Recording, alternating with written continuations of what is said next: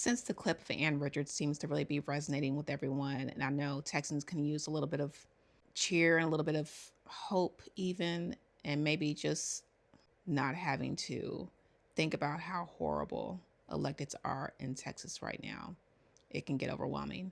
So, I want to take an opportunity to learn about how Ann Richards became Ann Richards and share it with you all. So, Dorothy Ann Willis was born in Lakeview, Texas during the Depression during 1933. She was an only child. When Dorothy entered high school, she dropped Dorothy and started going by Ann. And Ann was a superstar debater.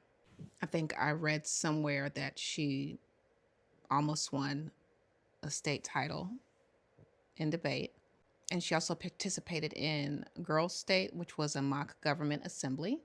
It has been said that that is where her love for government and politics came from.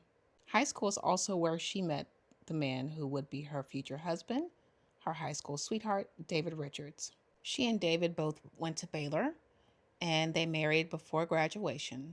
After graduation, they moved to Austin so that David could go to UT Law School. And David, in his own right, was a progressive. He became a civil rights attorney, and I think he actually presented two cases to the Supreme Court. I believe he won one and not the other, but I can't remember. I need to go back and look at that. They had 4 children. Ann taught junior high while David was in law school.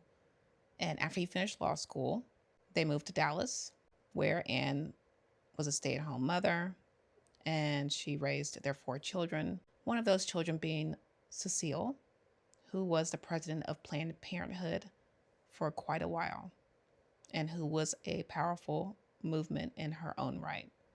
If you get a chance to look her up, please do. Also, I read in one of the articles that JFK was expected to be at a luncheon and she was going to be present at that luncheon on the day that he was assassinated in Dallas.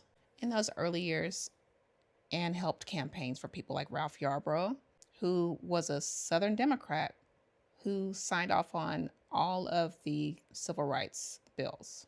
And he also refused to sign the Southern Manifesto. And the Southern Manifesto was basically just the usual suspects, the former Confederacy states, saying they didn't want to do something with Black people. And in this case, it was the integration of schools. And Ralph Yarborough said, fuck that shit, y'all can go to hell. And Ralph Yarborough was kind of a boss. I mean, baby, if it was about civil rights, somebody Black, he was going for it. He was not playing no games with these people. So fucking good for him. And frankly, I'm surprised that he wasn't assassinated. If there's one thing racist white people don't like, it's another white person showing white people that they absolutely do not have to be fucking raging racists. They fucking hate that shit. I think they hate that shit more than they hate Black people, to be honest. So thank God he wasn't assassinated. She also supported Henry B. Gonzalez's election, and he served for over 30 years.